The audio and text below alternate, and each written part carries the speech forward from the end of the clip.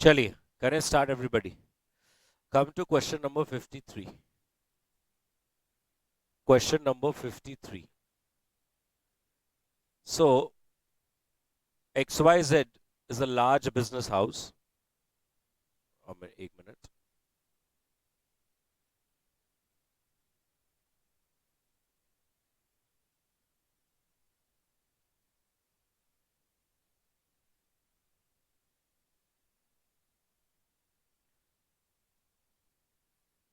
So XYZ is a large business house and planning to acquire ABC, another business, in the similar line of business. XYZ has expressed his interest in making a bid for ABC. XYZ expects कि acquisition के बाद 10% से earnings बढ़ जाएगा. Now following information and ignoring any potential gains, the information is given. XYZ और ABC का paid up share capital दिया है, face value is 10 rupees, current market price दिया है, डेट इक्विटी रेशियो दिया है, और साथ ही साथ आपको प्रॉक्सी फर्म का भी डिटेल दिया है, मतलब वैसा ही कंपनी वही सेक्टर में क्या डेटा लेकर चलता है, और इक्विटी बीटा भी दे रखा है.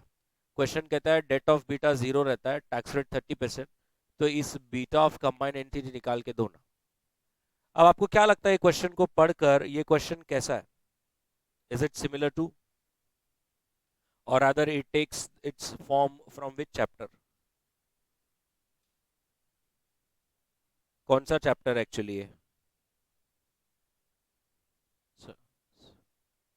सो ये प्रोजेक्ट रिस्क असेसमेंट चैप्टर है, जहाँ पे अपन बीटा ऑफ असेट लेते हैं, फिर उसको यस अपने डेट इक्विटी की रेशो के हिसाब से बीटा ऑफ इक्विटी निकालते हैं एंड सो फोर्थ, राइट? तो चलिए करते हैं.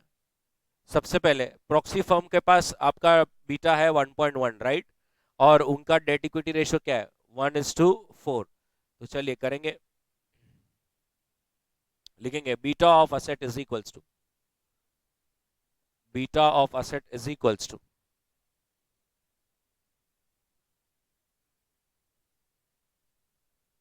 beta of equity into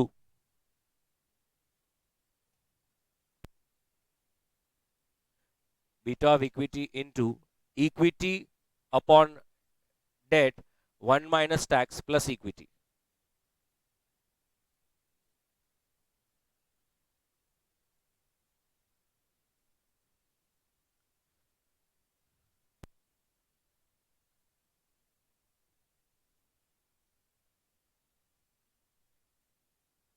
चलिए सो नहीं हो रहा, फिर नहीं हो रहा.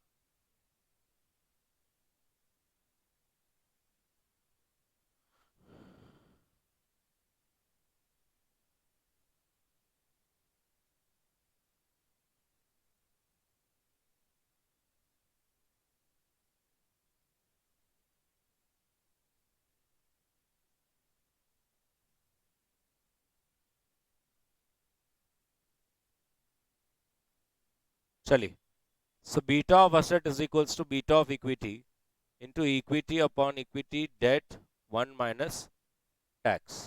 So beta of equity is 1.1 into what is equity? 4. 1.3 है ना tax rate.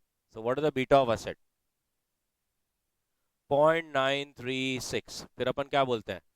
Taking beta of asset as constant, we will calculate our beta of equity, right और नो?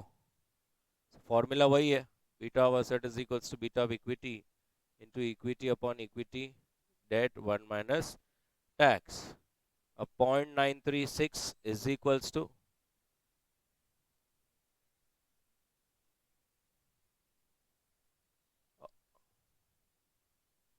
हाँ कितना है इक्विटी? 3 है ना सर? एबीसी का 3 है ना? 3 1 नहीं, हाँ बराबर, 3 and 1. So बता दो what is your beta of equity?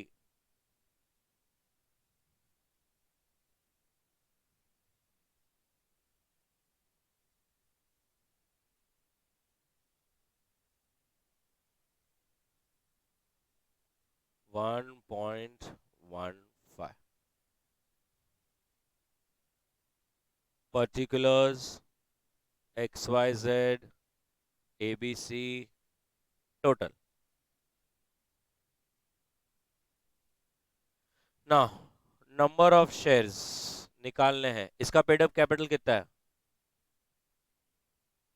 और फेस वैल्यू 10 है, तो कितने शेयर्स हो गए? इसका पेड अप कैपिटल कितना है एबीसी का, divide by face value,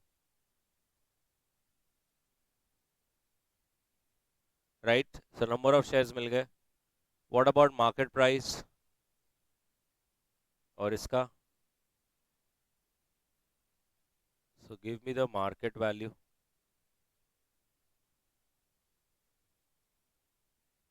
13,284 crores,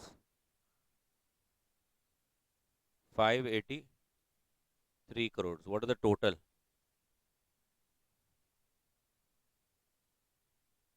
13,867 crores.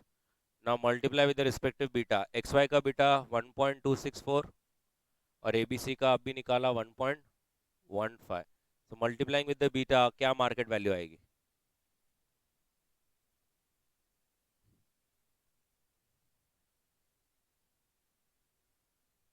16,791 crores, 670.44 crores. Take a total.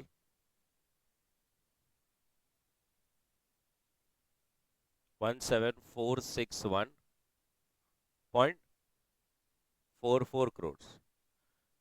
Therefore, portfolio beta after merger, so क्या वैल्यू थी? 17,461.44 और बिफोर मर्जर क्या वैल्यू थी? 13,867. क्या बीटा चल रहा है? 1.26. Done.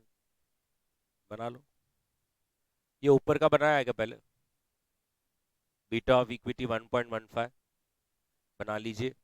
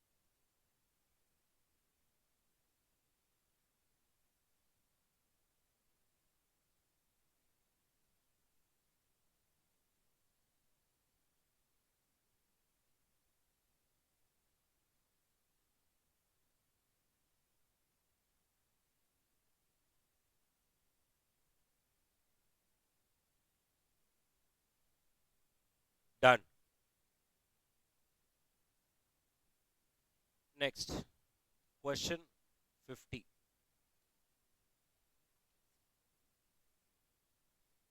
This question has never come in an exam and आएगा भी नहीं.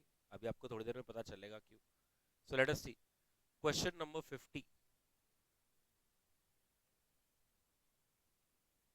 सो क्वेश्चन नंबर 50 है XY has two major divisions, furniture and real estate. दोनों का रेवेन्यू मतलब उसका फर्म का रेवेन्यू है 2600 एंड 6200 और बैलेंस शीट आपको दे रखा है, कैश फ्लो स्टेटमेंट भी दे रखा है, कंपनी का करंट प्राइस भी दिया है और डेटर्स कितने पे, डिबेंचर्स कितने पे ट्रेड करता है वो भी दे रखा है. उसके बाद वो बोलते हैं कि प्रोजेक्टेड फाइनेंशियल डेटा. अब पहली बात यहाँ पर आप एक अंडरलाइन कर सकते हैं इन रियल टर्म्स, और आप समझ गए रियल टर्म्स का मतलब है इन्फ्लेशन एडजस्ट नहीं किया गया, excluding depreciation of the two divisions is given. उसके बाद फर्नीचर का और रियल एस्टेट का सब अलग अलग दे कर रखा है, जिसमें आप देख सकते हैं कि एलोकेटेड ओवरहेड्स पे स्टार मार्क दिया हुआ है और नीचे वो कह रहे हैं कि वो it's an actual cash flow. उसके बाद tax rate is 30, inflation is 3%, risk free rate, market return, beta, average beta furniture का, रियल एस्टेट का, और गेयरिंग लेवल. गेयरिंग मतलब कितना इक्विटी और कितना डेट लगाया है, तो 70-30 और 80-20 है. फिर current cost of debenture and loan is almost same, और डिबेंचर्स को 15 साल में रिडीम करना है. फिर क्वेश्चन कहता है कि अभी हम सोच रहे हैं इनका डीमर्जर करना, जहाँ पे दोनों ही डिपार्टमेंट्स को सेपरेटली फ्लोट करेंगे. The terms of demerger are के the debentures will be serviced by real estate and loan will be given to furniture division. The existing equity will be split evenly between the two. All the new shares will be issued to replace existing shares. अगर ये demerger होता है तो overheads का cost 60 crore per year हो जाएगा. Demerger में one time एक कॉस्ट भी आने वाला है 160 करोड़ का फर्स्ट ईयर में, जो दोनों ही कंपनीज इक्वल इक्वल शेयर करेगी, बाकी कुछ भी नहीं इम्पैक्ट गिरेगा. रियल कैश फ्लोज दिए हैं, 15 साल का होराइजन है, और एक बार इनफाइनाइट पीरियड रहा तो कैसा, दोनों से करके बताना है कि क्या ये XY के शेयर होल्डर्स के लिए सही रहेगा कि दोनों डिविजन्स को अलग अलग फ्लोट कर देना. And in any gearing estimates furniture division is assumed to comprise 55% market value of equity and real estate is 45%.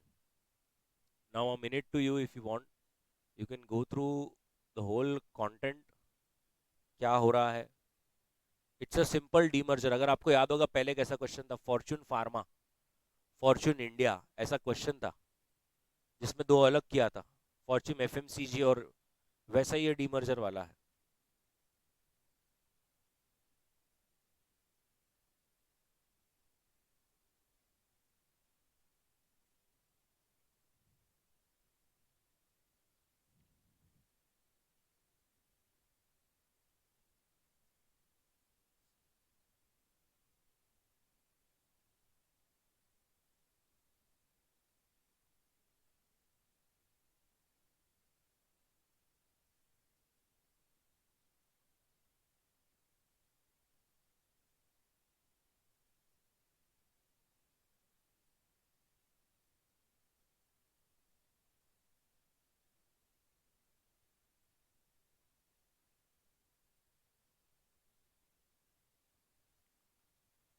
चलो करें.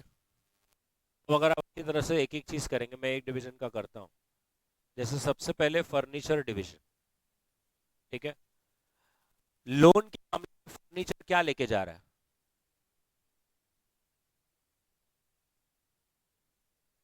अगर आपने एक सेंटेंस पढ़ा होगा, फर्नीचर डिपार्टमेंट कुछ लेके जाएगा और रियल एस्टेट डिपार्टमेंट कुछ तो भी लेके जाएगा. अगर आप देखेंगे ये लाइन इधर, ये वाली है ना, तो मार्केट वैल्यू ऑफ डेट मतलब सिक्योर्ड लोन कितना है, 600, बैलेंस शीट में दिया था. और मार्केट वैल्यू ऑफ इक्विटी, अभी पहले तो टोटल कितने शेयर्स हैं, 50 करोड़. क्या भाव चल रहा है कंपनी का, 118.4. और ये देखिए लास्ट लाइन में उन्होंने बोला था जब भी अलग होगा ना, मैं आपको जगह जगह पे बता भी रहा हूँ कहाँ लिखा हुआ है, कि 55% जो है वो फर्नीचर के लिए है. क्या आपके लास्ट लाइन में दिखा? तो इंटू 55% कितना होता है?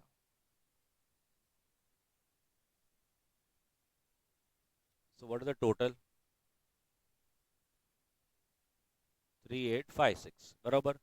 अभी अगर मैं 2 मिनट वेट्स निकाल लूं, डेट का वेट, तो क्या आएगा? 600 अपॉन 3856 विच कम्स टू 0.1156, 1556, 1556। और अगर मैं इक्विटी का वेट निकालूं, 3256 अपॉन 3856, 8444, ऐसा। लेकिन अगर आप देखेंगे कैन आई से क्वेश्चन में, तो बोला था कि फर्नीचर का बीटा ये रहेगा विथ अ गेयरिंग ऑफ 70/30। तो अब ऐसा तो 70/30 तो नहीं है, इनका तो जो वेट्स है वो अलग है, 15 और 85 है। तो जैसे आज ही क्वेश्चन में किया था प्रोजेक्ट रिस्क असेसमेंट, आपको ये डेट इक्विटी रेशो को अनगेयर्ड करके अपने लेने पड़ेंगे। So beta of asset is equals to beta of equity upon equity plus debt 1 minus tax. So क्या बीटा ऑफ इक्विटी था वहां पे? 1.3। इक्विटी का पार्ट क्या था? 70।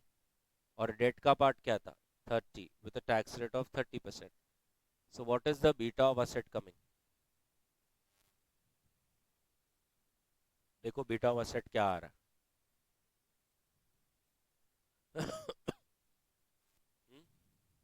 1। Taking beta of asset as constant, we can now calculate our own beta of equity. The formula remains the same. Beta of asset is equals to beta of equity into equity upon equity plus debt 1 minus tax. अब beta of asset को 1 ही रखेंगे, beta of equity ढूंढना है। तो अपने equity का wait क्या था? या ये वो भी लिख सकता हूँ ना मैं, 3256, वन एंड द सेम ना।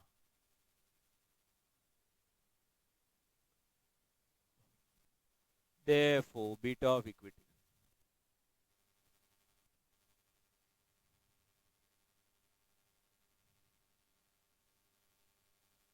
1.13। अपने को मालूम है के ई कैसे निकलता है। के ई कैसे निकलता है? R F plus beta R M minus R F. What is R F in the question? 5.5। What is beta? 1.13। What is R M? 14।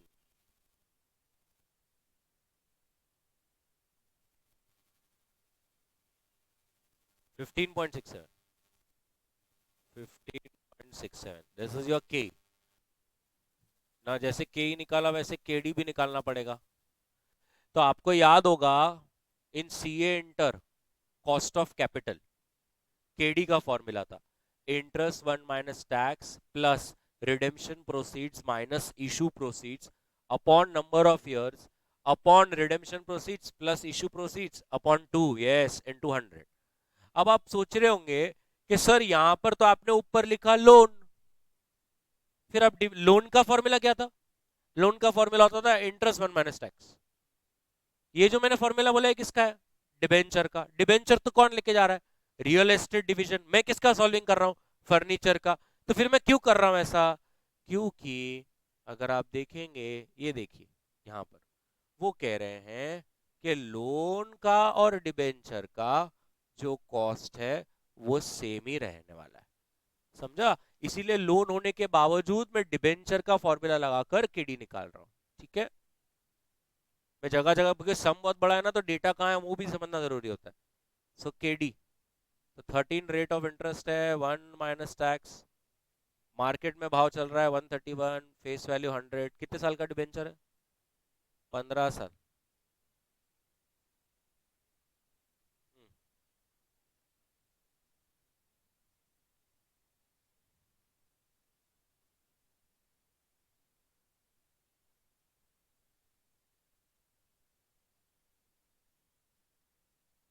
ये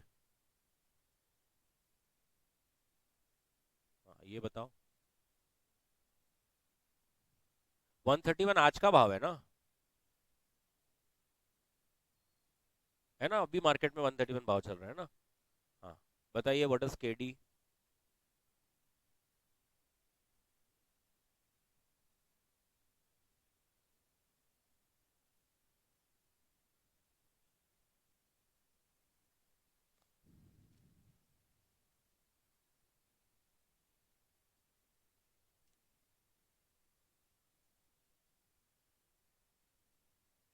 6.09 बराबर। तो फाइनली वी कैन एक डिवीजन का वैक निकाल सकते हैं, विच इज व्हाट, के डी इंटू डब्ल्यू डी, के ई इंटू डब्ल्यू ई। अब आपका के डी कितना है, 6.09, और आपका के ई कितना है, 15.11। अब वेट तो ऊपर ही निकाल लिए थे, वेट क्या है, 0.1556, 0.1556, और इसका वेट क्या है, 8444। बता दीजिए क्या वैक आता है।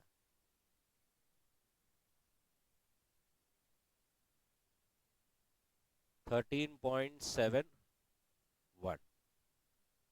क्लियर, एक का वैक निकला। कौन सा डिपार्टमेंट का, फर्नीचर। निकाल लो पहले, फिर रियल एस्टेट का करेंगे।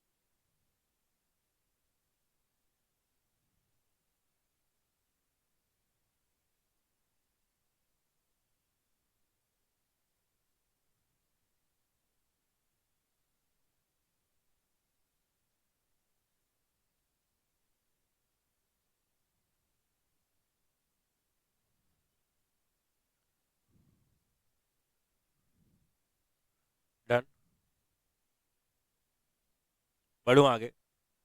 अब हमें कौन से डिपार्टमेंट का सॉल्व करना है? Real estate. So come to real estate, जिसमें सबसे पहले मार्केट वैल्यू ऑफ डेट, जैसा उसका किया सेम वैसा ही। अब ये क्या लेके जा रहा है? डिबेंचर्स लेके जा रहा है। कितने डिबेंचर्स है आपके पास? 5 करोड़। और एक डिबेंचर की मार्केट वैल्यू 131 चल रही है, तो कितना हो रहा है? 655 करोड़। फिर मार्केट वैल्यू ऑफ इक्विटी। अब जैसा फर्नीचर का किया था, कितने शेयर्स थे अपने पास? 50 करोड़। क्या मार्केट में भाव चल रहा है? यस, ये आपने कहाँ देखना चाहिए? फर्नीचर में ही, जहां पे आपने लिखा है फर्नीचर का, आपने कहाँ लिखा था? वही सेम है ना। उसको कितना वेट दिया था? फर्नीचर का फर्स्ट लाइन कहाँ है मैम? आप देखो आपकी बुक में, आपने आपकी बुक में। हाँ वही बोल रहा। आपको ही बुक पे ही देख, क्वेश्चन पे देखने की जरूरत ही नहीं है ना। कितना? 45%। बोलो कितना? 2664। So total 3319। बरोबर। नाउ अगेन वेट्स निकाल के देख लो। सो 655 अपॉन 3319, 1973। और वेट ऑफ डेट देखो कितना आ रहा है। सर ये आपने मेरे को वेट ऑफ डेट बोला, अभी वेट ऑफ इक्विटी 2664 अपॉन 3319 बराबर। मतलब इसके वेट्स क्या आ रहे हैं? 0.9 एंड, मतलब 0.20 एंड 0.80। अब आप अपने क्वेश्चन में जाके देखिए क्या बोला था उन्होंने। क्या बात है, इसका मैच हो रहा है। तो इसका मैच हो रहा है, तो ये जो आपने अभी ये वाला पूरा एक्सरसाइज किया फर्नीचर के लिए, ये हमें करने की अब जरूरत नहीं है, क्योंकि हमारी जो गेयरिंग है वो सही है। तो मैं ऐसा लिख देता हूं, as the debt to equity ratio, that is gearing level is same, R beta will be, कितना बीटा दिया उन्होंने रियल एस्टेट का? Point 0.9। Now K is equals to R F plus beta, R M minus R F. What is R F? Okay, what is R M?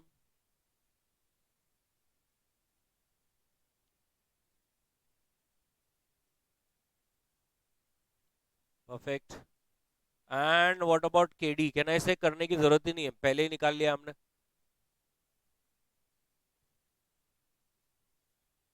6.09, right, तो वो भी हो गया है। तो अब वैक आ जाएगा, के ई इंटू डब्ल्यू ई, के D into W D. 13.1 into क्या वेट है, और के डी क्या है? 6.09 इंटू 0.1973।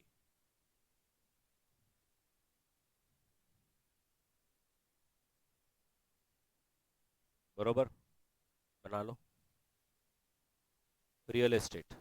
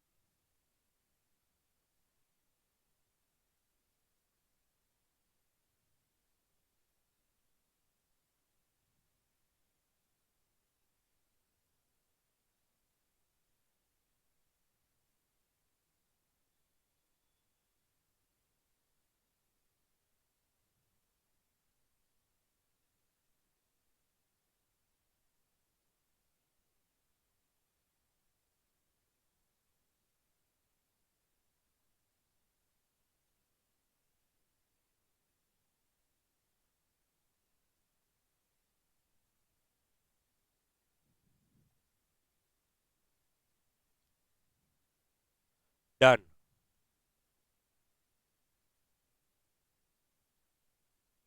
परफेक्ट।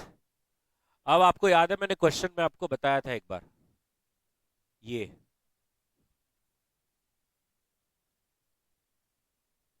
कि all your cash flows are in real terms. Now, when your cash flows are in real terms, you also require your discounting factor in real terms, right? So, you know the formula कि 1 plus real rate into 1 plus inflation rate gives you 1 plus nominal rate. Nominal is always inflation plus real. So, furniture का अगर हम देखें और मुझे real rate निकालना है, अब कहना है से इन्फ्लेशन नीचे चला जाएगा. What is inflation? 3%. और नॉमिनल रेट तो हमने अभी निकाला ना, फर्नीचर का वैक क्या है? 13.71. So what is the real rate of furniture?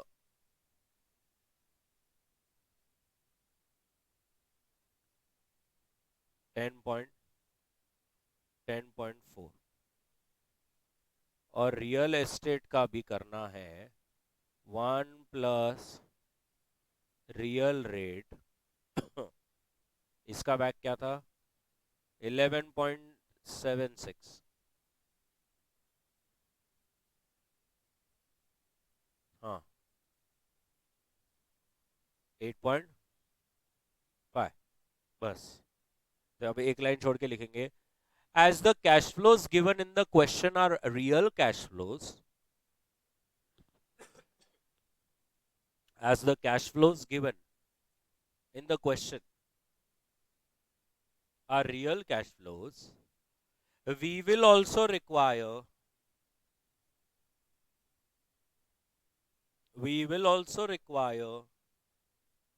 real rate as a discounting factor.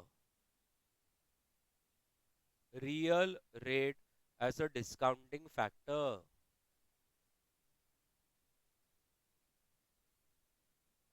Next line, calculation of real rate.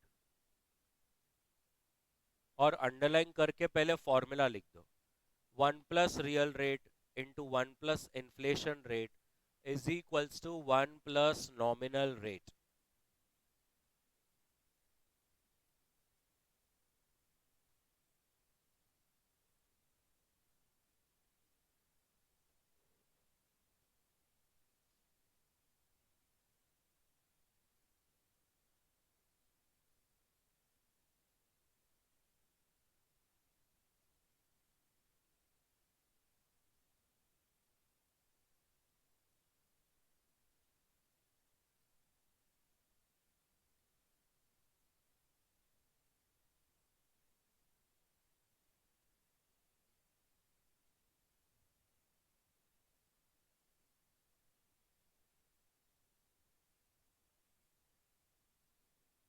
Done.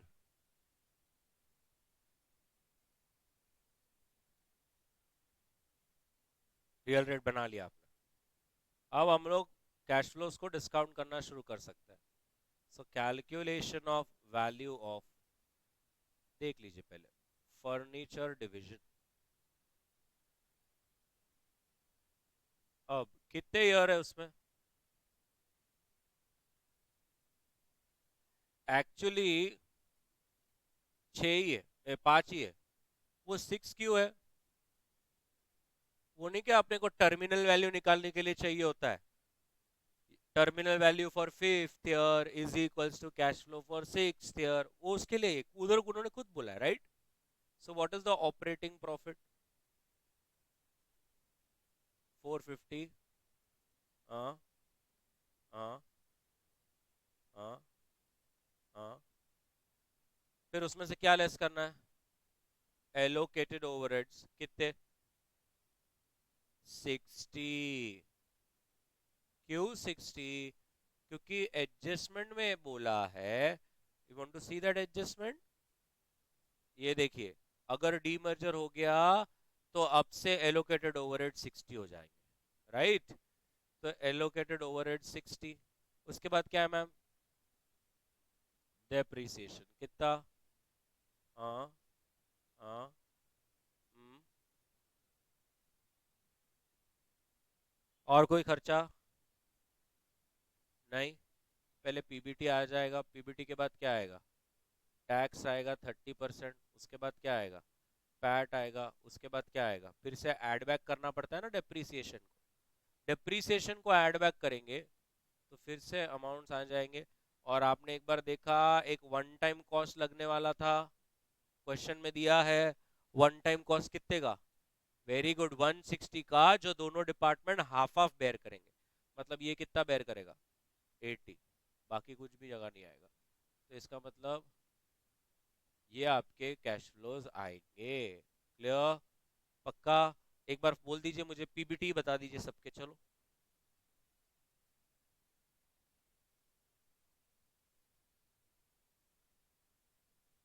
130, 370, 140, 480, 380, 140, 430, 140, 440, नहीं, 460, है ना? आप पैड बताओ। हाँ हाँ हाँ। ओके।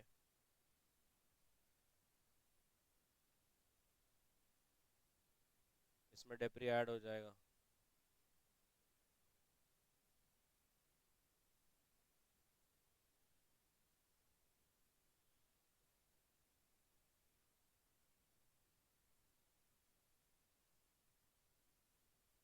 ऐसा?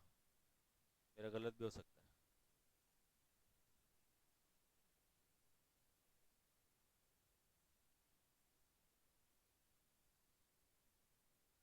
बराबर। अब कहना है से ये 402 हमारे कोई काम का नहीं है, वो तो हमने क्यों कैलकुलेट किया हुआ है? ठीक है, मैं ही बोल देता हूँ टर्मिनल वैल्यू के लिए। So terminal value for fifth year is free cash flows for sixth year upon वैक। So 402 upon, what is your वैक? ये रहा ना, अभी निकाला, ये देखो। 10.4 आपने ही बोला ना अभी। सो 10.4। हाँ। 3865। तो इधर तो कुछ नहीं, इसको इधर ऐड कर देना होता है लास्ट ईयर में।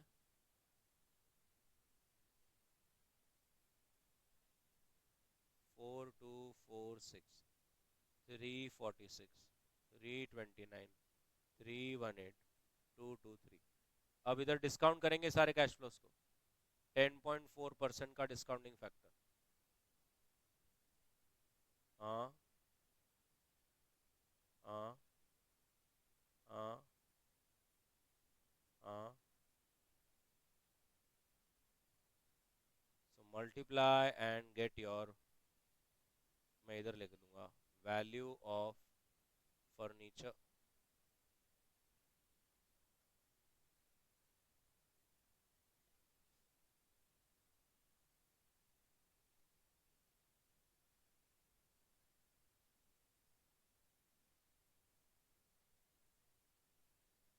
3525.7। बराबर है? कर लो। Furniture.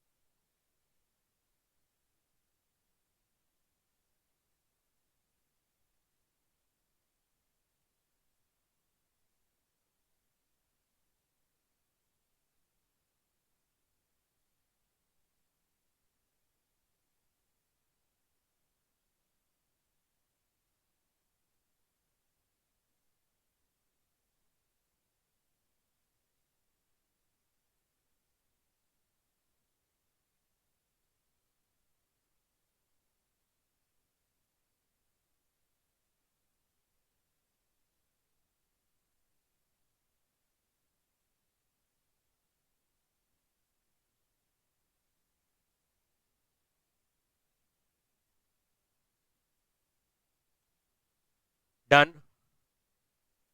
Same real estate.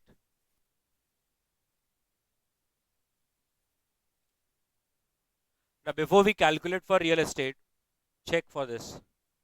The value that you calculate this 3527 जो अभी आया, ये आपका वैल्यू था कंसिडरिंग आपने टर्मिनल वैल्यू निकाली. टर्मिनल का मतलब क्या होता है? Infinite years. बट आपने क्वेश्चन वैल्यू निकालने को बोली है. एक इनफाइनाइट पकड़ना है और एक 15 ईयर का भी टाइम होराइजन पकड़ना है. अब आप समझ गए.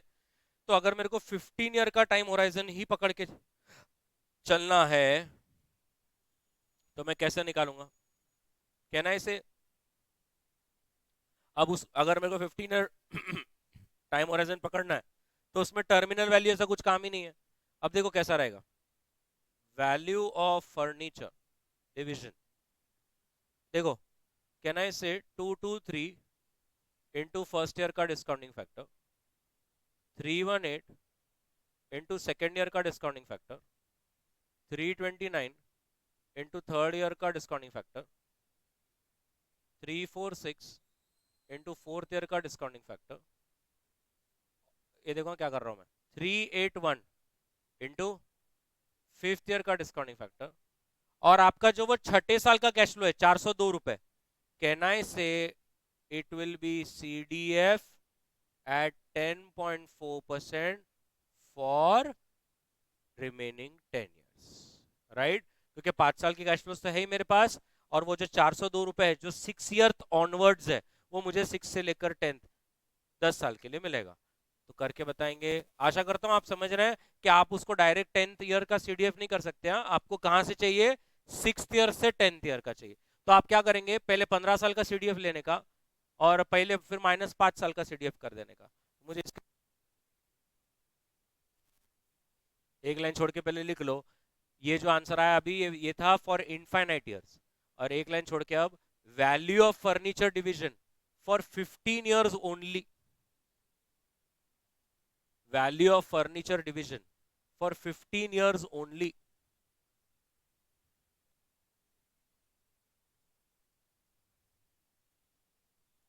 Value of furniture division for 15 years only.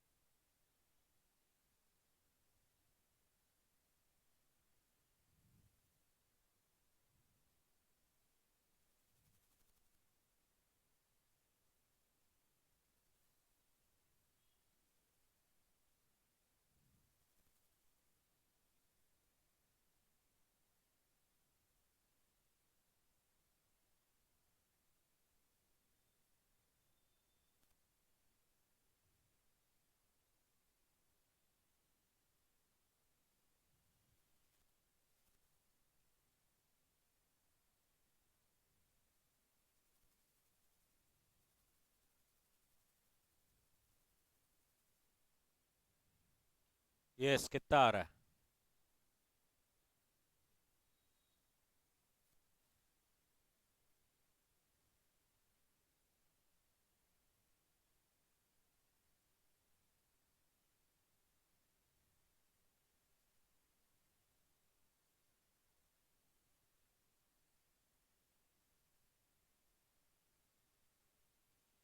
2648.4. तेरा भी आ रहा है सर? ठीक है. भाई चलता ना. चलो एक लाइन छोड़ के अब रियल एस्टेट. ऐसा ही सॉल्व करना है रियल एस्टेट के लिए. अब मेरी कोई जरूरत नहीं है आपको. आपके पास ऑपरेटिंग प्रॉफिट है क्या? एलोकेटेड ओवरहेड्स कितना लेंगे? 60 ही लेना है. क्या इसके अंदर डेप्रिसिएशन 50 है अक्रॉस?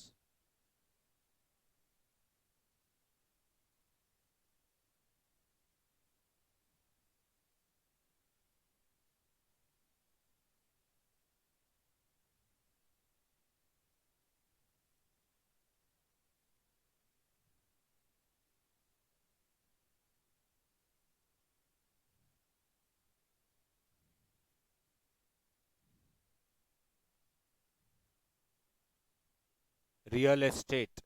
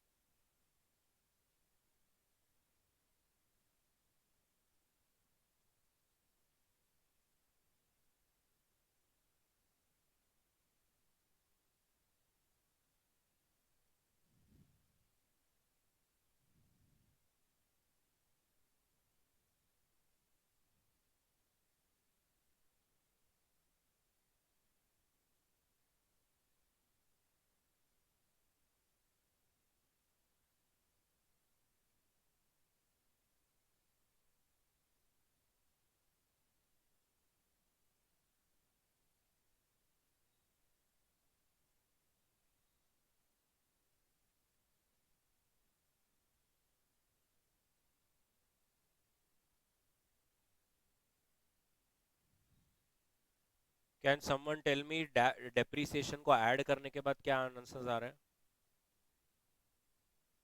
हाँ. हाँ.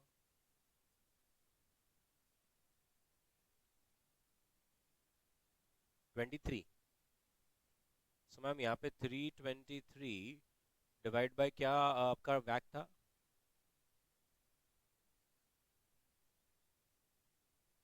सो terminal value is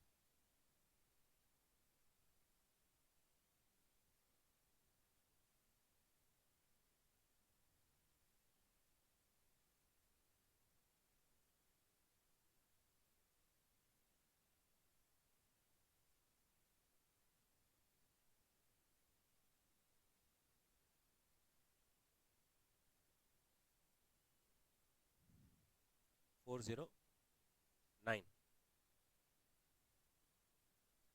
So value of real estate.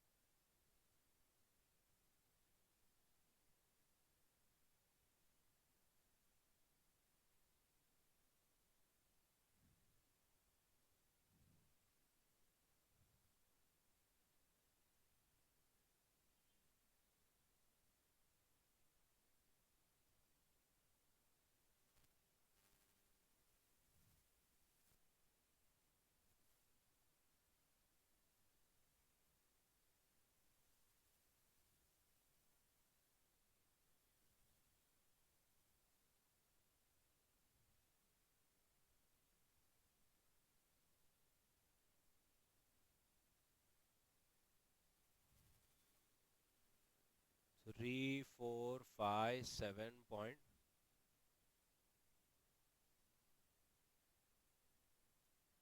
This is the value of real estate for infinite years, right?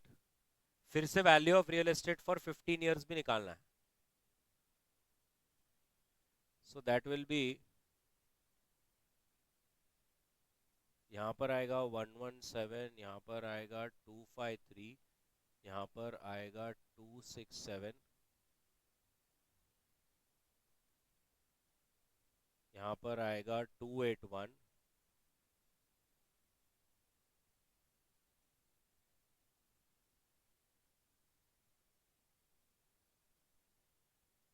295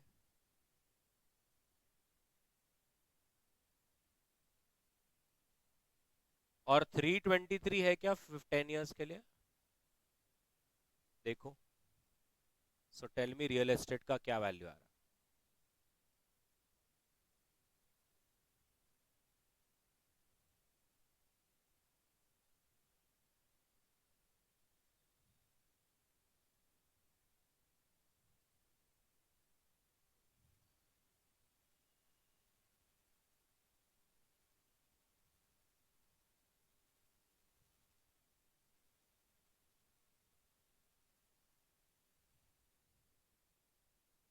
2340.3। Okay,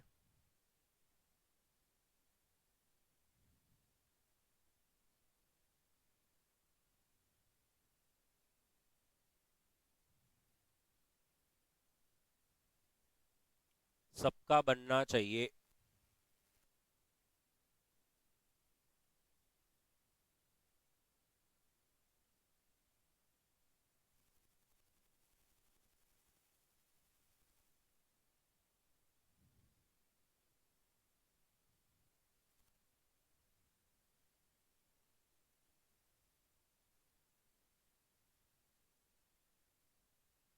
done, सबका।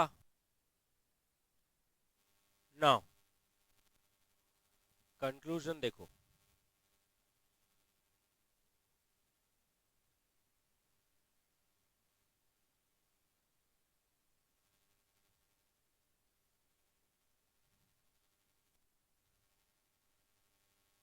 बिफोर मर्जर मतलब बिफोर डी मर्जर,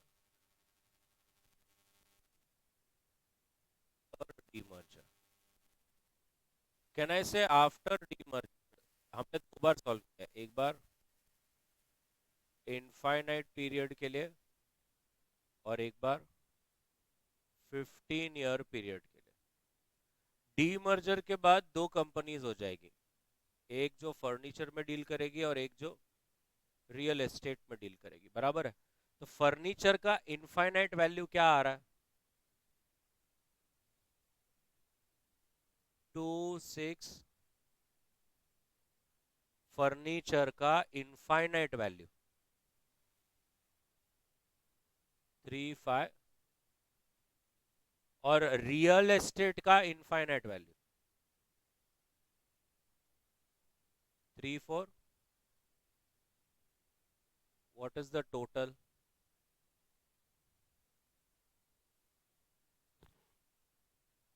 6982।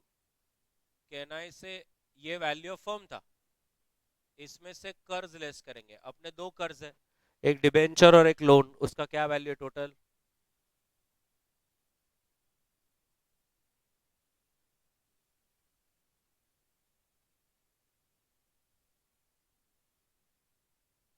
1255 ना?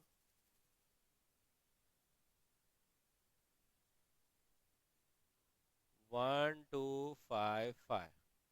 तो आफ्टर डीमर्जर इनफाइनाइट सॉल्व करूं तो value of equity क्या आता है? 5727।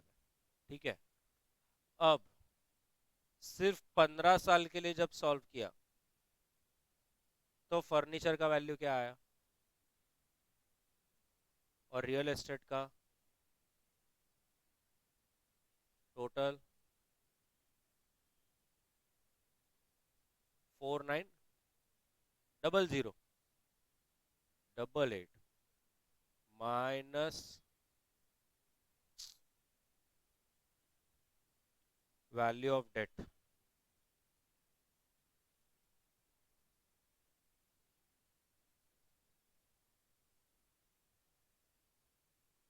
1255 3732। Clear है? ये आपका क्या था आफ्टर डीमर्जर। लेकिन बिफोर डीमर्जर कितने शेयर्स थे आपके इक्विटी में? कितने शेयर्स थे before demerger? Market value of equity 50 crore shares थे और क्या वैल्यू थी? 118.4, which comes to 5920. Now you can see the moral of the story कि बिफोर डीमर्जर वैल्यू देखो कितनी थी, और जब ये डीमर्जर हो गया, इनफाइनाइट पकड़ो कि 15 साल पकड़ो, वैल्यू गिर ही रही है, शेयर होल्डर का वेल्थ नहीं बन रहा है। तो कंक्लूजन, डीमर्जर नहीं करना चाहिए। समझा? कंक्लूजन लिख के ऐसा बना दो पहले, before demerger and after demerger.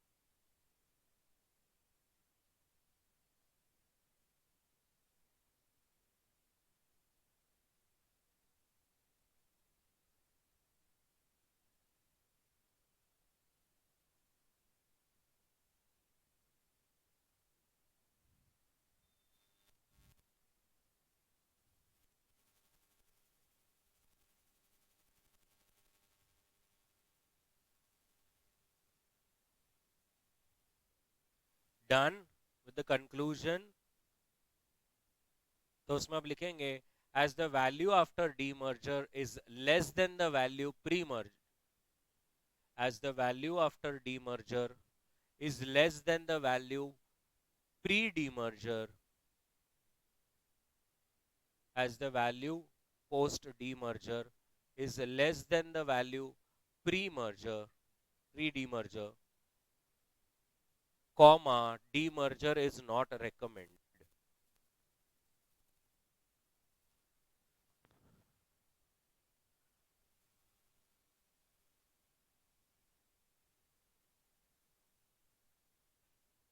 Perfect. ये ऐसा एक क्वेश्चन एग्जाम में आएगा तो एक ही सॉल्व होता है फिर, कि बहुत लंबा है ना, आरटीपी में ही एक बार आया था, उसके बाद कभी नहीं आया। चलिए, क्वेश्चन नंबर, सॉरी 55, क्या कह रहा है? टी ने रिसेंटली 50 करोड़ बनाए हैं, जिसमें से 40 करोड़ उसने पे कर दी। पी रेशो क्या है? 9। बैलेंस शीट में शेयर होल्डर्स फंड्स कितना है? 225। और नंबर ऑफ शेयर्स कितने हैं? 10 करोड़। अगर ये लिक्विडेट हो गया ना, तो बिल्डिंग्स का 100 करोड़ ज्यादा आएगा और स्टॉक 25 करोड़ कम आएगा। डिविडेंड दिया है आरएफ, आरएम और डिविडेंड यील्ड, बीटा भी दिया है। तो क्वेश्चन बोलता है पहले पी रेशो से निकालो वैल्यू, फिर डिविडेंड यील्ड से निकालो वैल्यू, और उसके बाद dividend growth model, book value और नेट रियलाइजेबल वैल्यू निकालो। तो पहले तो अपने को पी रेशो से वैल्यू निकालना है। What is the formula of P ratio?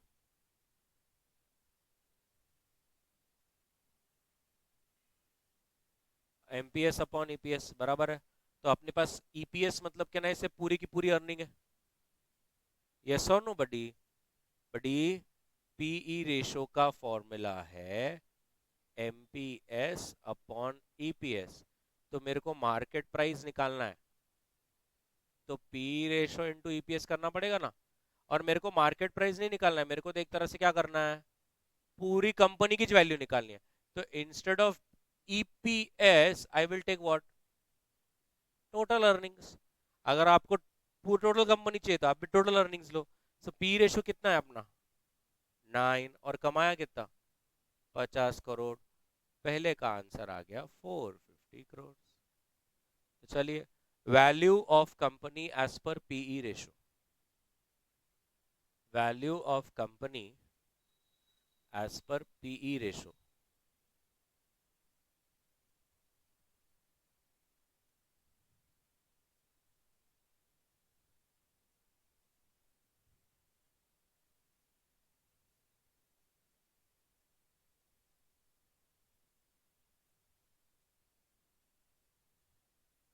Board पे भी बताया हुआ है, P ratio is MPS upon EPS, तो MPS equals to P ratio.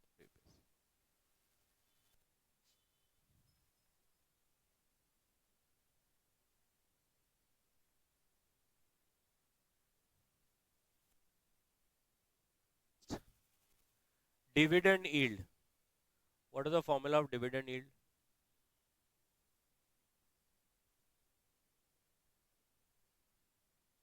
Right. तो डिविडेंड यील्ड, मेरे को तो पूरी कंपनी की वैल्यू चाहिए ना, तो मैं भी न्यूमरेटर में क्या लूंगा, पूरा डिविडेंड। तो डिनोमिनेटर में भी क्या आएगा, पूरी market value. Therefore market value is equals to dividend upon dividend yield. अब डिविडेंड कितना है, 40 करोड़, और डिविडेंड यील्ड कितना है, आ गया सेकंड का भी answer, 666 crore. This is your second.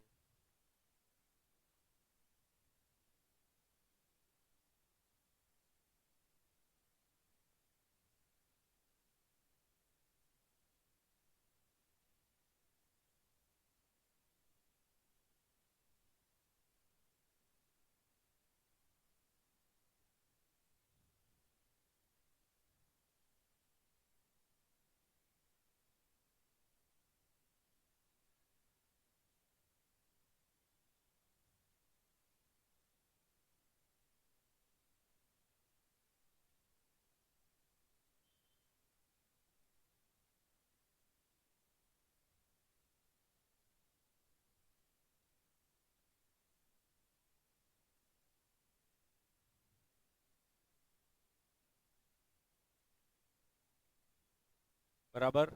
और अभी थर्ड बिट उन्होंने क्या बोला है आपको, आपको डिविडेंड ग्रोथ मॉडल से भी एक बार निकालना है।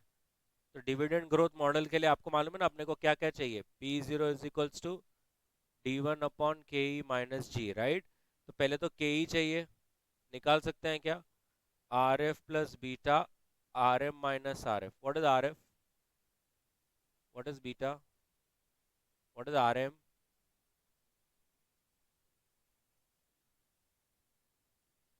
12। फिर ग्रोथ है क्या,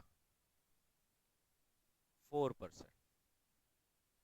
चलो, therefore market value is equals to 40 crore मतलब डिविडेंड इनटू ग्रोथ मतलब D1 upon K E minus जी। क्या वैल्यू आ रही है, 5। ये कौन सा था, डिविडेंड ग्रोथ मॉडल।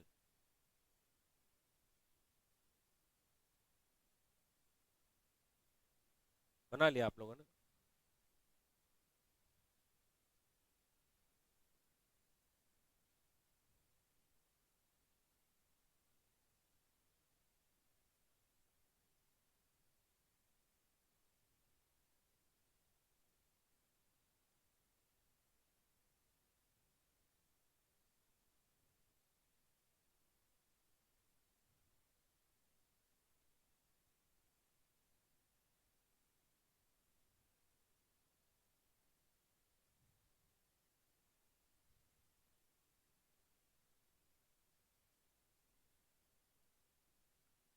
नेक्स्ट उन्होंने क्या बोला है, book value. Now can I say book value is nothing but shareholders funds, which is nothing but 225 crores.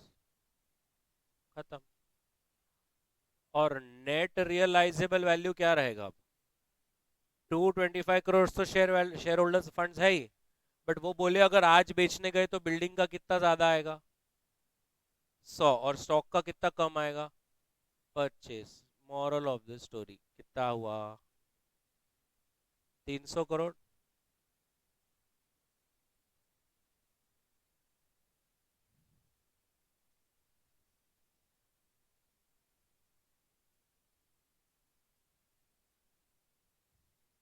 So book value and net realizable value also you have.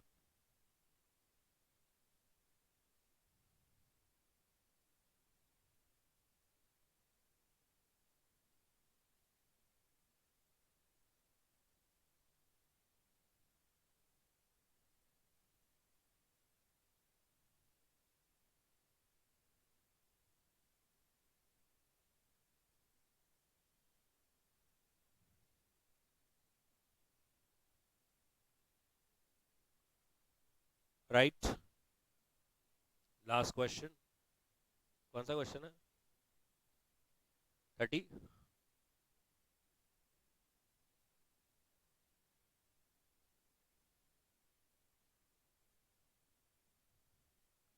Okay.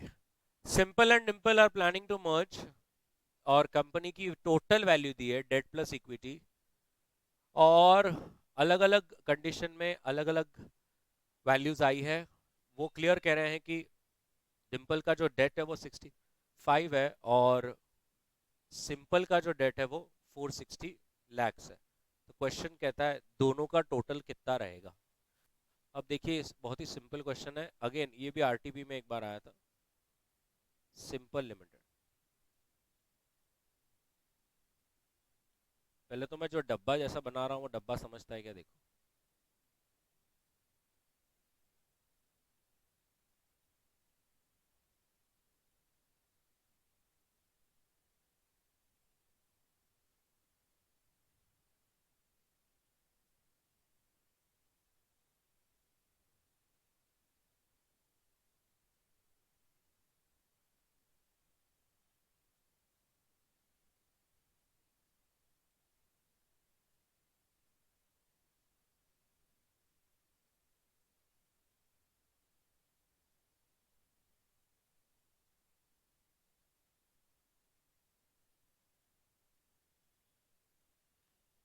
अभी बताइए पहला कौन सा है? एक तो हाई ग्रोथ है, या तो मीडियम ग्रोथ है, या तो स्लो ग्रोथ. हाई ग्रोथ का क्या प्रोबेबिलिटी है? सो पहले तो प्रोबेबिलिटीज लिख दिया. मीडियम का प्रोबेबिलिटी क्या है, और स्लो का प्रोबेबिलिटी क्या है? बराबर. अब सिंपल का बना रहा हूं मैं, कितना डेट है सिंपल का? तो that will remain the same. The debt never changes, but the value of equity changes, because value of equity is value of firm minus debt. तो in a high growth what is the value of firm? और अगर date 460 है तो उस समय value of equity क्या रहेगा? 820 minus 460, which comes to 360. In a medium size firm, मतलब मीडियम ग्रोथ में वैल्यू ऑफ फर्म है 550. अब डेट तो आपका सेम है 460, तो what will be the equity value? बराबर. एंड व्हाट विल बी यहां पर value? It can never be negative. Equity value can never be negative, right? So now you have to multiply and give me the totals. So can I say debt का तो 460 रहेगा because across 460 है. Equity का बताओ.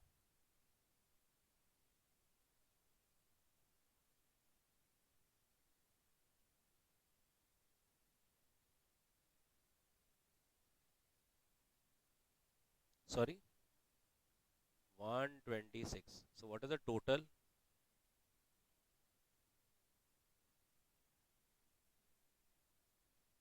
586. ये simple का था. SI Dimple का.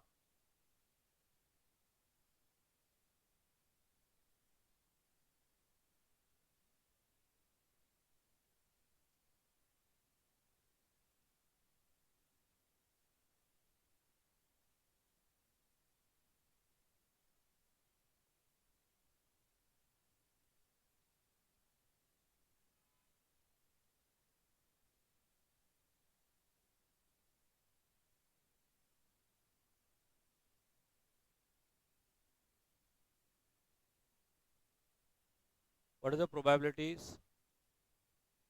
0.2, 0.6 and 0.2. Now, what is the debt iska? Tell me the value. 985.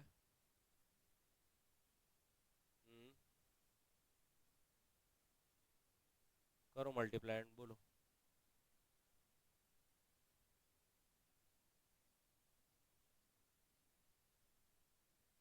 758 total 823. देखो मॉरल कैसे लिखने का. देखो मर्ज एंटिटी, जब ये दोनों मर्ज हो जाएंगे तो वैल्यू ऑफ डेट क्या रहेगा. सिंपल का डेट कितना है, देखो ऊपर दिख रहा है 460, और इसका डेट कितना रहेगा 65. सो what is the total value. Value of equity कितना, इक्विटी वैल्यू है 126, इसका कितना है 758. हाँ 88